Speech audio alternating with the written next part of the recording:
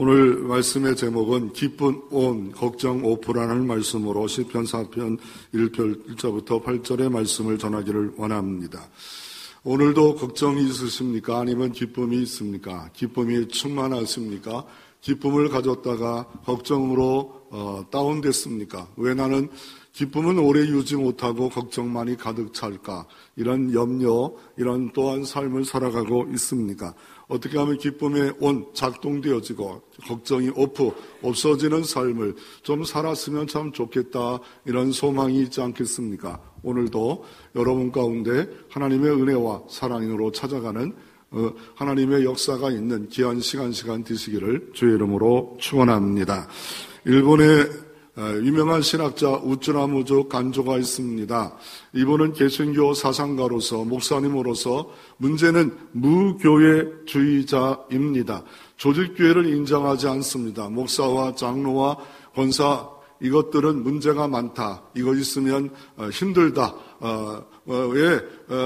소가 있으면 외양간을 치워야 되고 또한 먹일 걸 줘야 되고 어려운 일이 있지만 소가 또 하는 일이 또 많지 않습니까? 그러니까 양면성이 꼭 있습니다. 그래서 일본에는 이런 조직교회가 필요 없고 무교회주의자, 그냥 평신도들이 모든 것을 하는 형제교회 같은 그런 것을 주장함으로 기독교에서 이런 부분에 인정하지 못하지만 일본에서는 가장 그래도 목회자로서 존경받는 그런 분 중에 하나인데, 이분이 하나의 좋은 명언을 했습니다. 돈이 있으면 침대는 살 수 있으나 잠은 살 수가 없다. 장식품은 살 수 있으나 미는 살 수가 없다. 약은 살 수 있으나 건강을 살 수가 없다.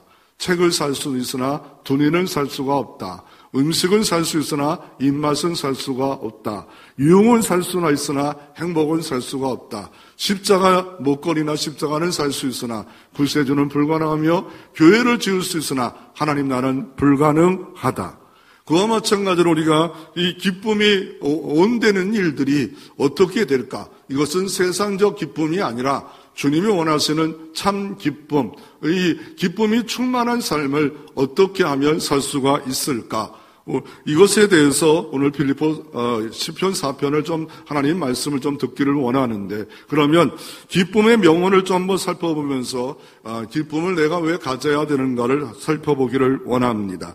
기쁨은 성경 전체 흐르는 막을 수 없는 강이다. 즐거움은 하나님 안에 거하신다는 것을 감출 수 없는 표시다라고 말을 합니다. 하나님 안에 거한다는 것의 표지가 뭡니까? 하나님 안에 거한다는 깃발이 뭡니까? 기쁘다는 거예요. 여러분, 어린아이들이 왜 이렇게 예쁘고 사랑스럽습니까? 그 이유는 잘 기쁜다는 거예요. 웃는다는 거예요. 애기들만큼 잘 웃는 게 그냥 싱글싱글 웃고 하루에도 600번 웃는데 나이가 들수록 웃음이 없어져요. 기쁨이 없어져요. 왜 당신 기쁨이 나를 봐도 웃지도 않아? 정상이에요. 걱정하지 마세요. 여러분도 안 웃어요. 그러니까 같이 안 웃는데 왜 안 웃느냐고. 옛날엔 아니 시집 와서는 그냥 나만 보면 얼굴이 빨갛고 막 이렇게 나를 이렇게 이랬는데 왜 와서는 웃지도 않고 왜 심각해? 심각한 게 아니라 나이가 들어서 어쩔 수 없이 기쁨이 없어지고 있는 것입니다. 그래서 또 이렇게 말합니다. 그 기쁨은 우리의 날개이다. 슬픔은 우리를 낭떠러지기로 떨어진다고 리턴은 말을 하고 있습니다. 기쁨이란 안에 계시는 하나님의 외형적 표출이다 말을 합니다. 기쁨은 하나님 우리 안에 계시는 뭡니까? 우리에게 울림의 메아리라고 마미아니 말하고, 기쁨은 하나님 나라에 빼놓을 수 없는 사업이다. 그래서 오늘도 기쁨의 설교를 좀 하기를 원합니다. 오늘도 기쁨 걱정 오프가 되어지는 성령의 은혜가 여러분 가운데 있기를 소망합니다. 첫째로 한번 살펴보기를 원하는 것은 주님의 주시는 기쁨을 오늘 어떻게 알 수 있을까? 그 기쁨이 뭘까? 오늘 다윗은 7절에 보면 이렇게 기쁨을 노래하고 있습니다. 시를 쓰고 있습니다.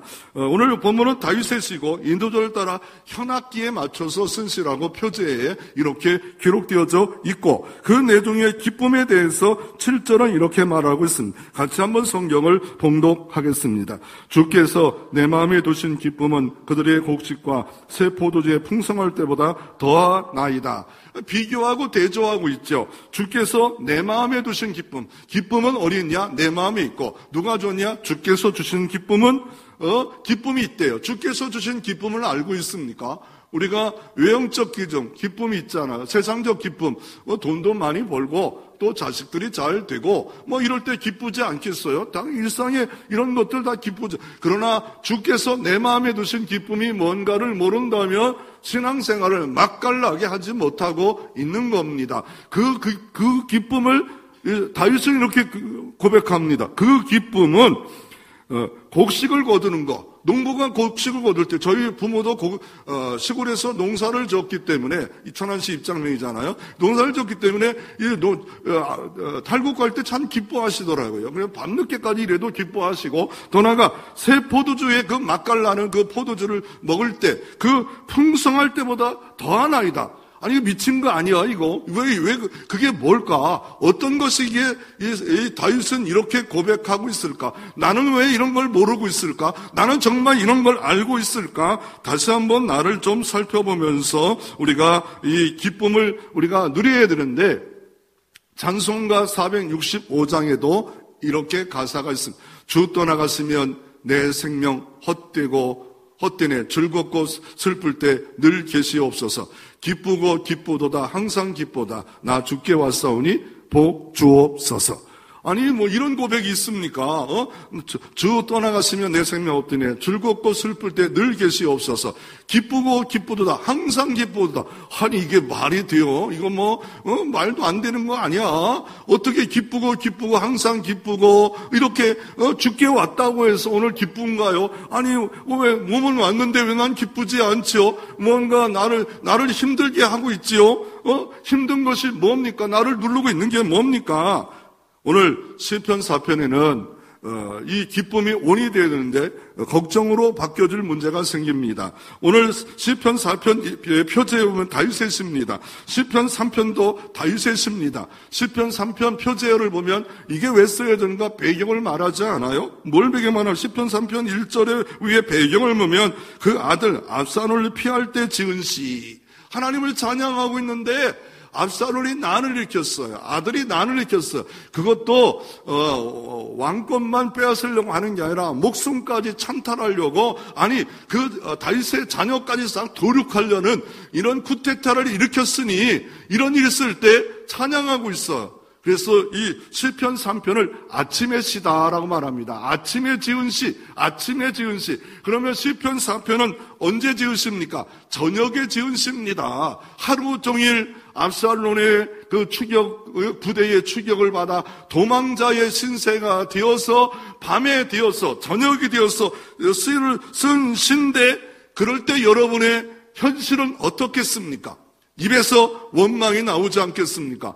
불평이 나오지 않겠습니까? 하나님은 목자라고 하시는데 왜 내 인생에 왜 이렇게 사망의 음찬 골짜기를 주십니까? 아니 사울왕 때 10년을 장인은 때문에 고생당했습니다. 이제 고생 끝 행복으로 시작돼야 되는데 아니 아들이 나를 죽이려 하고 있고 이런 난을 일으키는 일들이 현실에 여러분의 입장을 바꿔놓고 생각된다면 하나님을 찬양하는 시를 쓸 수가 있겠습니까?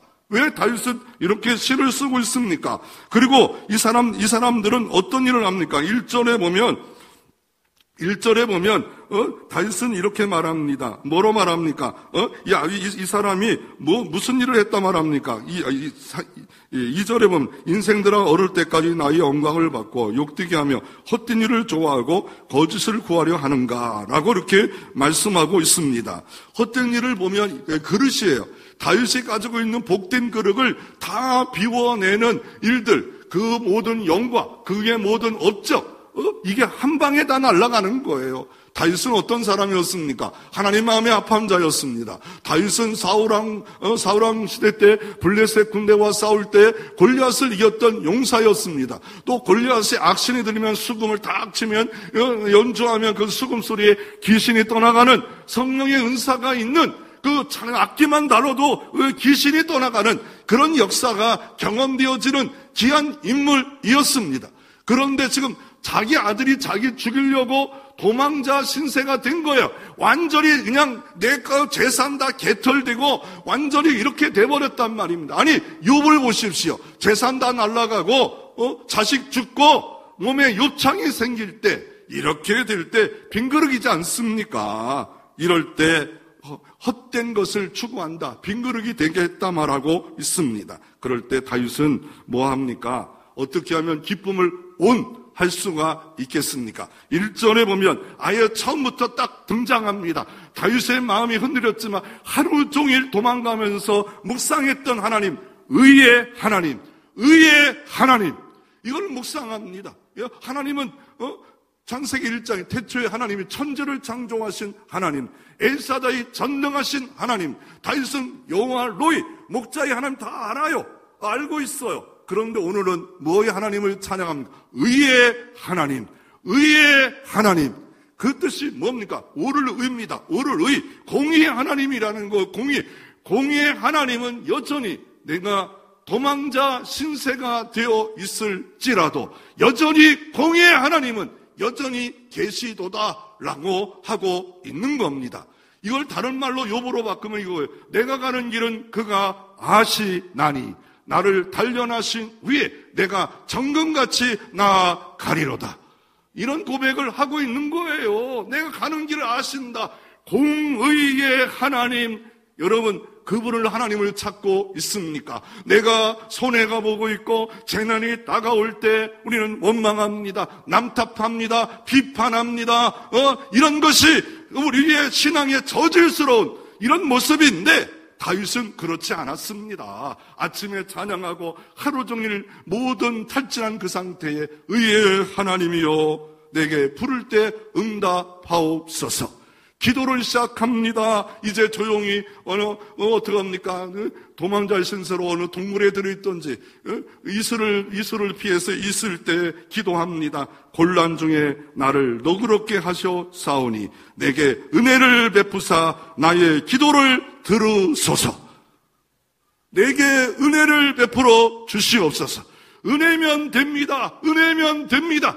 지금 도대체 해결할 수 없다고 주변의 사람들은 이제 다윗은 끝났다, 여호와의 선하심이 끝났다, 사울왕과의 몰락처럼 이제 서로 싸우다가 다 끝났다, 이런 소리로 사방에서 비방하지 않겠어. 옆에 따라다니는 사람들도 쫓아다니기도 쫓아다니겠지만 이래서 큰일 나지 않아? 내가 손해보는 거 아니야? 이런 생각을 하고 있지 않겠습니까? 그럴 때 하나님께 기도합니다. 부르짖습니다. 구하라 구할 것이요, 찾으라 찾을 것이요, 문을 들리라 열릴 것이요, 좋은 것 성령을 주시지 않겠느냐, 그 하나님께 기도하고 있습니다. 그런데 다른 성경에 보면 이사야 61장 3절에 보면 의의 나무가 심겨진 것처럼 된대요. 아니, 의의 하나님이 있고 의의 나무가 된대요. 우리가 의의 나무가 된다는 거예요. 하나님은 의의 하나님을 발견해서 의를 열매를 맺히는 나무가 되라라고 이렇게 말하고 있습니다. 하나님의 말씀 가운데 바르게 살아감으로 말미암아 의의 열매가, 의의 나무가 되기까지 우리는 어떻습니까? 억울하고 힘든 사람을 도와주는 의의 나무가 되어져라 라고 주님이, 우리가 의의 하나님만 부르지 말고 이제 의의 나무가 되라고 주님께서 말씀하고 있습니다. 다윗은 지금 1절에도 보면 곤란 중에 있습니다. 이 곤란이란 말은 좁은 해협입니다. 이 바다로 보면 좁은 해협이고 땅으로 보면 사망의 음침한 골짜기를 지나가고 있습니다. 사망의 음침한 골짜기는 유다 광야에 비가 옵니다. 비가 오게 되면 어때요? 여기에 석기석으로 땅이 돼 있어요. 석기석, 우리가 시멘트 만드는 석기석이 비가 오기만 하면 어때요? 이게 자꾸 쓸려 나가요. 유다 광야 비도 오지 않는 그곳에 100mm, 200mm밖에 안 와요. 지중해 바닷가이지만 이게 옆에 사우디아라비아의 동풍이 있고 그래서 1년에 100mm밖에 안 오는 곳에 비가 오게 되면 이 땅이 쓸려나가서 깊은, 아주 깊은 30m, 50m 계곡이 돼요. 이 계곡을 양떼를 지나가야만이 푸른 창과 실만한 물가로 갈 때에 지나갈 수밖에 없어. 이게 10km, 20km가 돼요. 그때 다 지나갈 수 있고 그 건너갈 자리에 건너가기 위해서 건널 때 양들을 데리고 갑니다. 그럴 때 이리와 늑대와 표범과 곰과 독뱀들이 이 양을 어떻게 잡아먹을까? 새끼 양을 잡아먹을까? 그럴 때 목자는 피리를 불면서 어떻게 합니까? 뒤를 돌아봅니다. 그럴 때 어떻게 합니까? 눈을 마주치는 순간에 이 이리와 하이네가 이거 안 되겠다. 저 목작 때문에 안 되겠다. 라고 이렇게 하지 않겠습니까? 그러므로 다윗은 어떻게 합니까? 의의 하나님께 부르짖었더니 어떤 일이 벌어졌습니까? 나를 너그럽게 했대. 넓게 해주셨대. 넓게 하나님이 지켜주셨대요. 기도는 분명한 응답이 있음을 믿으시기를 바랍니다. 그리고 다윗에게 요청한 게 뭡니까? 다윗이 우리에게 말씀한 게 뭡니까? 너희는 떨며 4절에 보면 범죄하지 말자라. 치를 떨지 말라는 거. 야, 이거 압살롬 이놈의 아들 내가 키워놓고 애스케했더니 이런 나를 피워 막 그냥 떨잖아요. 막 부들부들 막 떨면서 이거 죽여버려야겠다. 막 이러지 말라는 거예요. 그리고 범죄할지 말자다 하시면서 할 일이 뭡니까? 누워 심중에 말하고 잠잠할지어다. 혼자 독백으로만 하라는 거예요. 혼자. 지금 시험 들어서 자꾸 말을 하지 말라는 거예요. 시험 들을 때 다른 사람 말하면 전염이 돼요. 악한 전염이 돼요. 이게 불행이 전염돼요. 죄가 전염돼요. 은혜만 자꾸 퍼뜨리고 좋은 말만 퍼뜨리고 생명의 말만 퍼뜨리고 덕스러운 말만 퍼뜨리고 간증만 퍼뜨리고 은혜만 퍼뜨려도 안 되는데 자꾸 부정적인 말, 이런 말들을 치를 떨면서 막 이런 말들 한인 막 맺힌 소리 자꾸 이런 말 하지 말래요. 어느 날 이스라엘 민족이 어떻게 합니까? 애굽에 나와서 6월절에 놀라운 역사를 체험해 10가지 이적을 체험해 막 10가지 기적을 체면서 그 강력한 이집트 국가를 박살내버립니다. 그런데 홍해가 있습니다. 그럴 때 온 백성들이 원망합니다. 불평합니다. 기쁨이 다 없어져 버렸어요. 그럴 때 하나님께서 모세가 기도하자 응답한 게 뭐예요? 가만히 서서 여호와의 구원하심을 보라. 이들이 여호와임을 이 시간에 이것 때문에 알게 해 주리라. 그래서 어떻게 합니까? 모든 바로 군대를 수장시킴으로 말미암아 더 이상 쫓아오지 못하도록 만드는 더 큰 역사를 하나님이 허락해 주시는 역사가 여러분 가운데도 나타나는 역사가 있을 줄로 믿으시기를 바랍니다. 그러므로 홍해만 보고 문제만 보고 그 시험거리만 보고 낙심하지 마시고 잠잠하십시오. 잠잠히 주만 바라보십시오.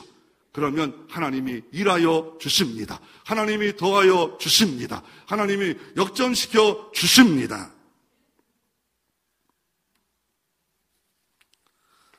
다윗은 그것으로 끝난 게 아니라 뭘 합니까? 5절에 의의 제사를 드려요. 시편 54편에 낙헌제라고 말합니다. 그 표제에 보면 시편 54편에 보면 사방의 블레셋으로 포위되었을 때 어떻게 즐거울라 그런 예배를 드립니까? 사방의 블레셋 군대가 포위돼 버렸어요. 사울왕의 군대가 포위됐어요. 사울왕의 군대가 다 포위되고 블레셋도 쳐들어오고 막 이런 일이 그럴 때 하나님 낙헌제를 드려요. 이거는 신앙의 고수예요. 이건 하나님만 바라보는 거예요. 지금 나를 죽이려고 덤벼들고 있지만 하나님이 생명의 보호막으로 막아주시면 이들이 나를 건드릴 수 없다. 건드려도 나는 천국 간다. 이게 누구였어요? 초대교회 크리스톰이라는 이 교부는, 목사는 이 사람을 어떻게 하면 말씀을 못 증거하게 할까? 복음을 못 증거할까? 순교하게 할까? 아니면 뭐 다른 방법이 있냐? 아무런 방법이 없어요. 그 사람을 건드릴 방법이 아무것도 없어요. 이런 사람은 어떻게 건드리겠어요? 못 건드려요. 마귀가 한 길로 왔다가 7길로 도망가는데 건드려보자, 넘어뜨려보자, 쓰러뜨려보자, 가룟유다처럼 예수를 팔아먹게 마음의 생각을 품어주게 하자. 그게 넘어지는 사람이 있지만 그러나 그렇지 않은 사람들이 사도 바울은 살아도 예수 죽고 죽어도 예수 죽고 다윗은 뭡니까? 의의 제사를 예배를 드려라. 지금 예배 드리고 있잖아요. 의의 예배예요. 의의 예배. 나를 살펴보라는 거예요. 뭘 날 살펴봐요? 내가 한 주간 의롭게 살았는가? 의의 나무로 살았는가? 이 예배가 하나님께 상달되고 하나님부터 은혜가 임할 수 있는 한 주간의 모든 결산의 예배가 되어지는가? 의의 제사를 드리라. 그냥 찬양이 아니고 그냥 예배가 아니고 의의 제사, 의의 찬양이 되어지라 라고 주님은 우리에게 말씀하고 계십니다. 근데 이 더 상황을 보면 6절에 보면 다윗의 상황은 여러 사람이 말이 우리에게 선을 보일 자 누구며 주변도 많은 사람이 도망가는 걸 볼 때 야 진짜 사울왕 멸족시키더니 왕가 멸시더니 다윗도 멸족이다 끝났다 여러 사람들이 막 비방한다는 거예요. 그럴 때 다윗은 뭘 기도합니까? 여호와여 주의 얼굴을 저에게 들어 주옵소서. 낙심을 붙잡지 않고 문제가 장악되지 않도록 도리어 여호와의 얼굴을 구하소서, 여호와의 얼굴을 들으소서라고 기도하는 것을 볼 수가 있습니다. 이게 누구예요? 야곱이에요. 야곱이 정말 인간적으로 우리와 같이 약삭 빠르고 사기꾼 같고 더럽고 추악하지만 형 에서가 자기를 죽이려고 군대를 파송할 때 어떻게 합니까? 야복강에서 분이의 하나님을 만났잖아요. 도심의 여호와의 얼굴을 만났잖아요. 여호와의 얼굴을 뵙는 순간에, 여러분이 은혜를 입는 순간에 모든 앞선운의 문제, 자녀의 문제는 해결되는 역사가 주 안에 있을 줄로 믿으시기를 바랍니다. 그러므로 문제는 납니다. 자녀가 문제가 되는 것이 아니라 내가 문제입니다. 내가 의의 제사를 드리지 않고 있고 여호와의 은총을 더욱더 받아 풍성히 받으면 내용이 잘 된 것처럼 범사가 잘 풀려지는 역사가 일어날 수 있습니다. 그래서 주님께 기도하고 의의 제사를 드릴 때 그 고백의 마지막 고백은 뭡니까? 내 마음에 주가 두신 이 기쁨은 지금 도망자의 신세입니다. 밤이 됐습니다. 그런데 다시 한번 주님을 바라보니까 주께서 이분은 너무 힘들고 몸도 지쳤지만 주께서 내 마음에 주신 기쁨이 있다 말합니다. 이 기쁨은 대체 불가해요. 비교 불가해요. 어떤 것과 바꿀 수 없는 신앙인들만 가질 수 있는 기쁨, 그 기쁨이 흘러넘치고 있다는 거예요. 이 기쁨이 온이 돼야 돼요. 온. 근데 한 번도 평생에 작동하지 못하고 폐기 처분된다면 예수 그리스도만 믿는 맛깔나는 행복한 영생의 맛을 조금도 누리지 못한다면 얼마나 큰 손해입니까? 얼마나 우리가 조금만 기뻐도 몸이 회복되는데 하나님이 주시는 신령한 넘치는 풍성한 기쁨이 있는데 세상에 줄 수 없는 이 기쁨 전혀 모르고 신앙생활, 종교생활 한다면 이것만큼 손해보는 게 어렵겠습니까? 다윗이 만난 그 기쁨이 여러분에게도 온이 되어지기를 주의 이름으로 축원합니다. 그러면 기쁨의 오프는 뭡니까? 기쁨 오프. 그게 기쁨이 끝났다는 거. 그래서 누가 내 기쁨을 훔쳐갔을까 책에 보니까 여기는 8가지만 단락을 적어놨어요. 근데 한 60가지가 돼요. 그러니까 기쁨을 뺏어가는 이게 한두 가지가 아니라는 거예요. 나 기쁨 뺏어가는 거 분석해보자. 그런데 그게 수십 가지라는 거예요. 한두 가지가 아니라는 거예요. 가정의 기쁨을 빼앗는 것도 몇십 가지. 교회의 기쁨을, 신앙생활의 기쁨을 빼앗는 것도 기쁨. 중직자로 살아가는 기쁨을 빼앗는 것도 수도 없어요. 그 중에 하나가 결핍을 만나요. 부족을 만나요. 근데 사도 바울은 뭡니까? 내가 궁핍과 처할지라도 내게 능력 주시는 자 안에서 나는 모든 것을 할 수가 있고 자족의 일체의 비결을 배운 사람은 문제가 안 돼요. 결핍이 오더라도. 그런데 이거 못 배운 이 하수들은 어때요? 또 넘어져요. 또 쓰러져요. 걱정으로 충만해요. 더 나아가 파괴된 인간관계를 만났을 때 인간관계는요, 우리는 사랑의 대상이지 인간은 믿을 대상은 아무도 없어요. 지금 다윗도 자식에게 이런 어려움 당하지 않아요. 인간은 그냥 우리가 사랑의 대상이다 이렇게 보면 되는데 믿었다 믿을 수는 있겠죠. 그러나 그러나 우리가 사랑의 대상이라는 것이 아직도 깨닫지 못한다면 사람에 대해서 잘 모르고 있는 거예요. 질투를 만나고 부정적인 태도를 만나고 좌절을 만나고 미움을 만나고 이기심을 만나고 배반을 만나고, 아니 오늘 본문에도 보면 다윗은 뭘 만납니까? 압살롬이 자기 난을 만납니다. 그리고 자기 헛되이 비우게 그릇을 모든 걸 빼앗아 곤란 중에 있습니다. 아니 또한 빌립보서 말씀해 보니까 뭐예요? 왜 기쁨이 빼앗아갔어요? 기쁨에 서친 빌립보서에서는 왜 기쁨이 유대와 순득에 권하노니 마음을 같이 하라. 이게 여전도 회장쯤 되는 사람들이 서로 갈등이 일으키니까 교회가 들썩들썩거려, 빌립보 교회가 들썩거리니까 편지로 써서 유대계와 순두계가 같은 마음을 품어라, 같은 주 안에 같은 마음을 품어라. 왜 잘난 체하고 왜 일만 앞장서서 같은 마음을 품지 못하느냐라고 바울은 권면하고 있지 않아요?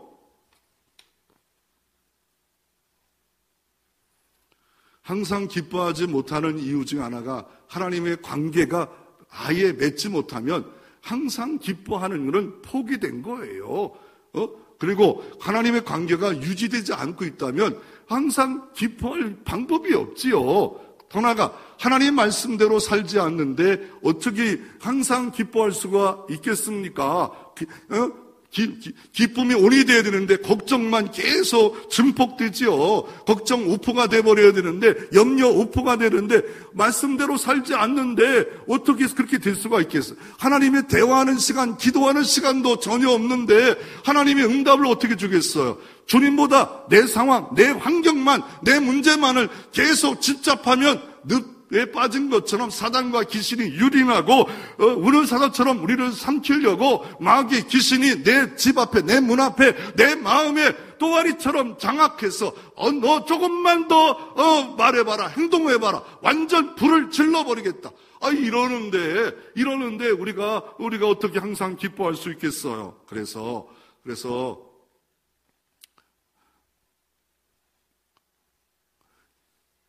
성경에 바울은 기뻐함을 잊어버린 것 중 하나의 염려래요. 이거는 불신앙이래요. 이거는 도대체 염려할 필요가 없대. 그래서 염려를 정말 해야 되는가에 대해서 한 조사기관에서 염려를 다 조사해 보니까, 염려를 다 빼놓고 조사해 보니까 100% 중에 8%만 염려할 필요가 있대. 8%. 여러분 염려하고 있는 거 그거 염려할 게 아니에요. 막 염려해서 이렇게 하면 이게 안 된다, 저렇게 하면 안 된다, 막 그래요. 그러면 어때요? 정말 수도 없는 염려 걱정 지나온 백발의 그 면류관을 어른들을 보면 다 살아봤어. 그렇게 살아봤는데 그까짓 거 아무것도 아니야. 지혜가 있어요. 근데 그거 안 살아본 사람은 맨날 염려 걱정, 맨날 염려 걱정 충만, 염려 충만. 아니야, 충만이 염려예요. 걱정. 입만 열면 염려예요. 입만 열면 걱정이에요. 불안이에요. 불안이에요. 그럴 때 어떻게 하면 오픈할 수 있겠습니까? 바울은 염려의 해독제를 줍니다.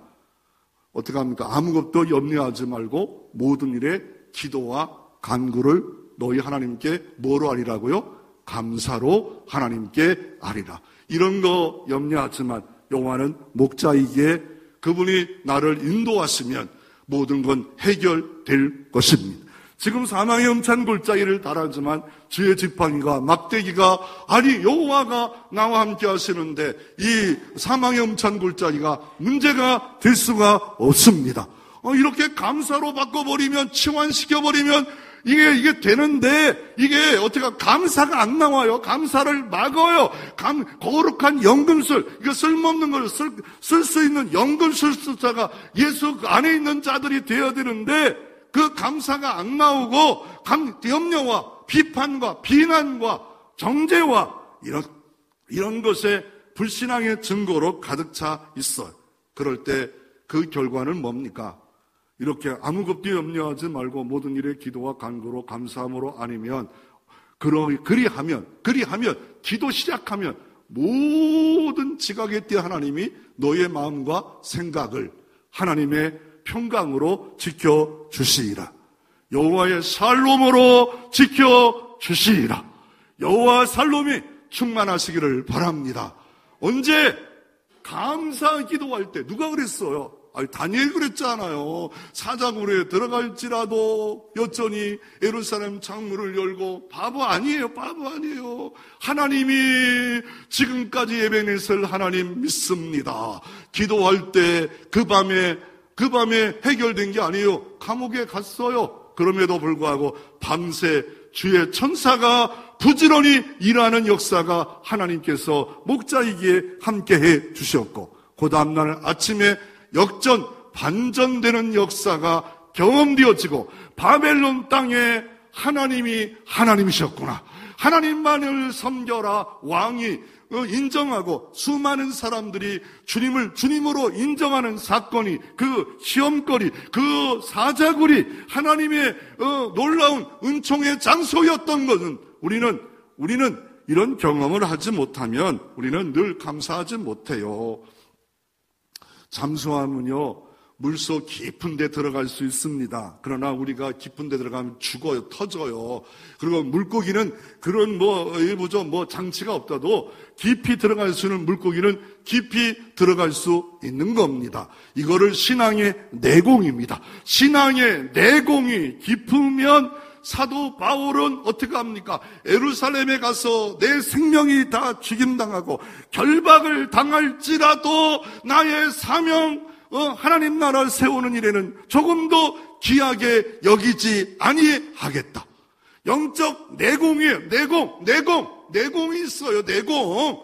근데 그 내공이 없는 사람은 늘 악순환을, 출애굽기 말씀을 보세요. 악순환이잖아요. 그런데 제자들도 악순환하다가 오순절에 성령의 충만을 받고 그때부터는 영적 내공이 생깁니다. 환난이 와도 감사하고 복음으로 전진합니다. 하나님의 나라를 세웁니다. 이게 완전히 바꾸는 역사가 영적 내공이 생기는 겁니다.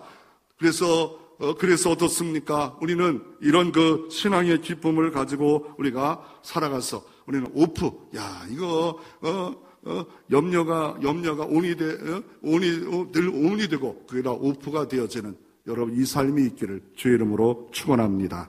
세 번째로, 그러면 참 기쁨은 뭘까? 아니, 세상적 기쁨이 있어요. 돈 잘 벌고 잘 살고 건강하면 기쁘지요. 안 기쁘겠어요? 자녀가 잘 되면 기쁘지요. 그러나 모조품 기쁨도 있죠. 이게 기쁨이 아닌데 잘못이면 그러나 참 기쁨은 뭡니까? 헨리 나우엔이라는 그 신학자가 이렇게 말합니다. 행복하지 않고 불행해도 기쁠 수 있다.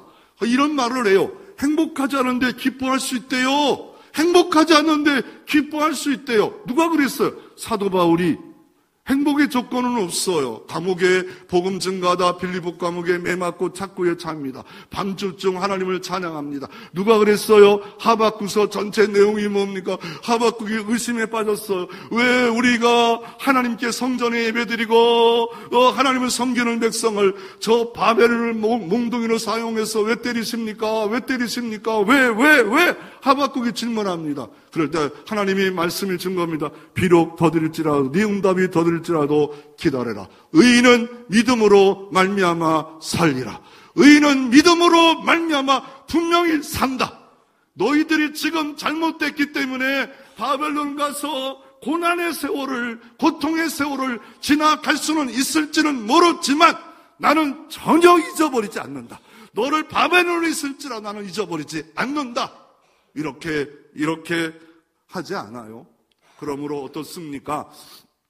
행복하지 않다고 해서 불행하다고 기뻐하지 못하는 세상적 기쁨에 매여 있는 그런 우리가 어린아이 같은 아이예요. 우리 할아버지가 사탕을 3개 쥐고 있어요. 그러면 할아버지가 어떻게 해요? 사탕 하나만 줄까 안 하면 전혀 안 줘요. 왜 빼앗을 갈 줄 알고. 그런데 지혜로운, 이게 좀 아이지만 똑똑한 애는 줘요. 할아버지에게 더 줘도 더 큰 거 줄 수 있다는 믿음이, 그 지혜가 있기 때문에 그래요. 지혜로운 종은 자꾸 소를 펴서 하나님 앞에 찬양하고 하나님께 더 가까이 나가는데 그냥 끝까지 그것만 붙잡고 있는 영적 어린아이의 이 아이의 모습으로 계속 산다면 악순환은 계속 되어질 수밖에 없습니다.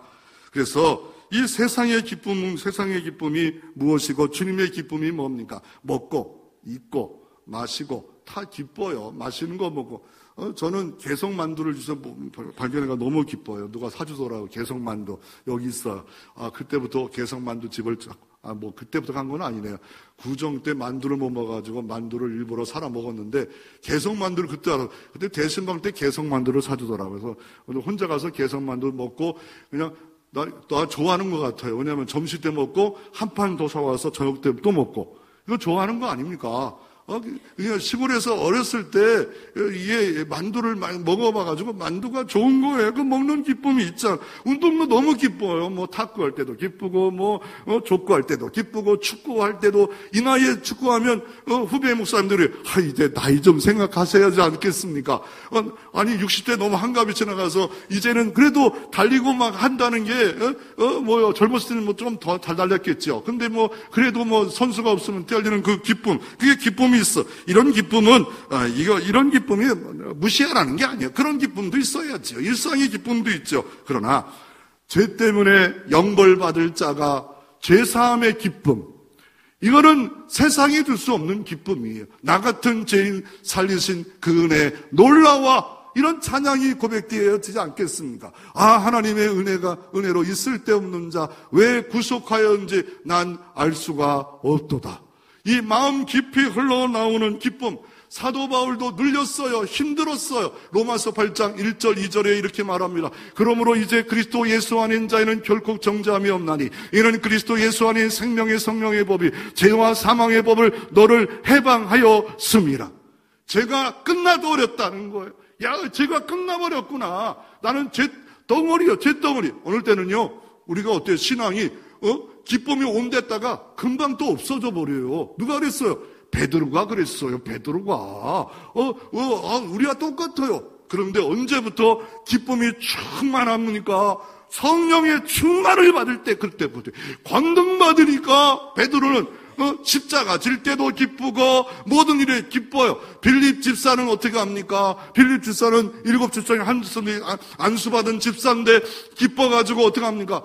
유대인들이 갈 수 없는 사도행전 8장에 사마리아 성까지 갑니다. 율법의 잘못된 해석으로 사마리아 땅을 가지 않았는데 그 땅 가서 복음을 증거하자. 그 사마리아 성이 어떻게 됐어? 온 성이 기쁨으로 충만하였더라. 여러분이 기쁨의 도구가 되시기를 바랍니다. 제2의 빌립 집사가 되시기를 바랍니다. 집안에서 기쁘지 못했던 탕자가 누가복음 15장에 있지 않아요? 천국은 마치 이런 거다. 죄인 하나가 돌아오면 너무 기쁜데 세리와 창기와 나가 밥 먹는 게 문제가 될 수가 없다. 이 천국은 이와 같다다 하시면서 세 가지 비유 중에 한 가지 비유, 탕자의 비유를 하잖아요. 둘째 아들이 아버지가 죽지 않는데 상속을 받아 다 허랑방탕에 살지 않아요.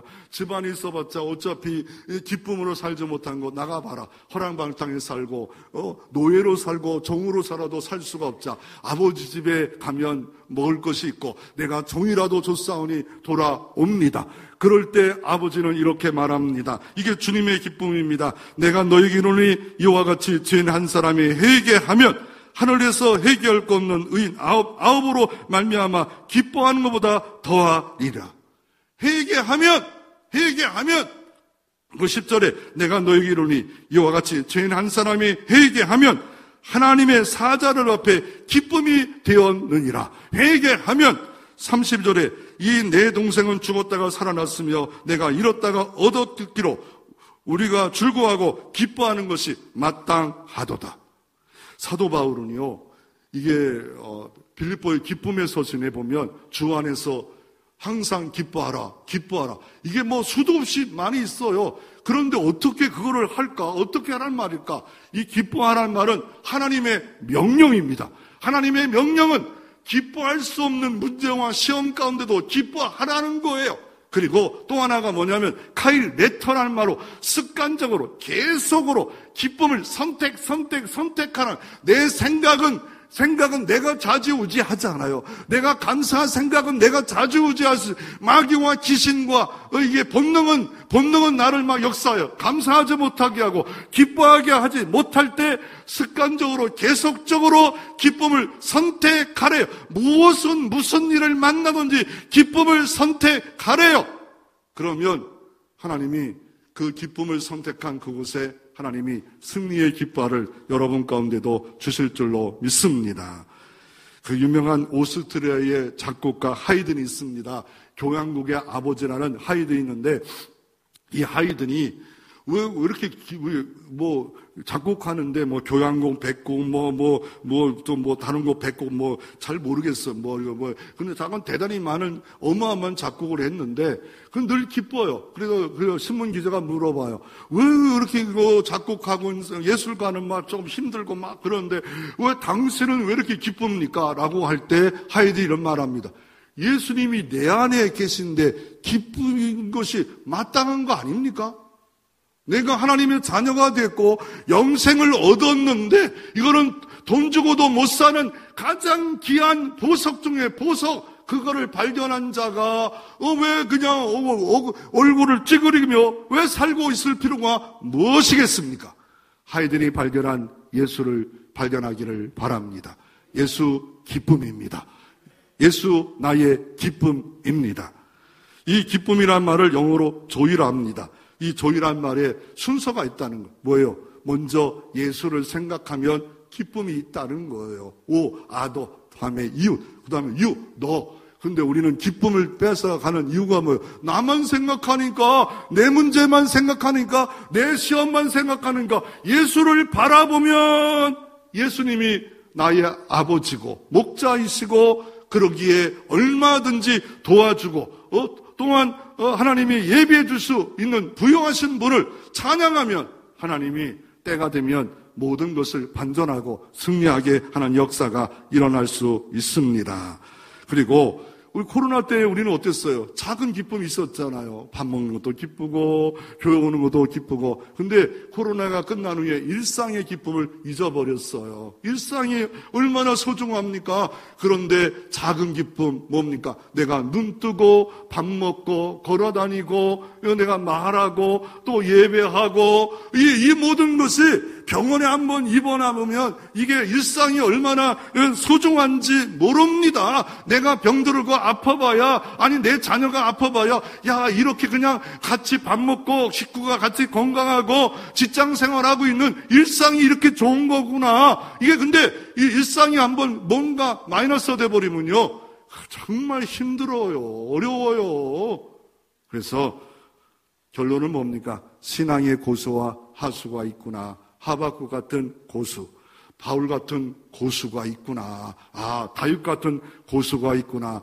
다윗도 곤란을 만났구나. 기쁨이 뺏어갈 일이 만났구나. 그럴 때 어떻게 합니까? 의의 하나님을 부르고 기도했습니다. 의의 제사를 드렸습니다. 입은 열지 않았습니다. 심중에 잠자리에 혼자 힘들어요, 어려워요 말했지 다른 사람에게 말을 하지 않았습니다. 그러자 하나님이 들어주시고 어떻게 해요? 응답해 주셨습니다. 하나님의 얼굴을 들어주셨습니다. 회복의 역사가 일어나셨습니다. 이 은총의 주인공 다 되시기를 바랍니다.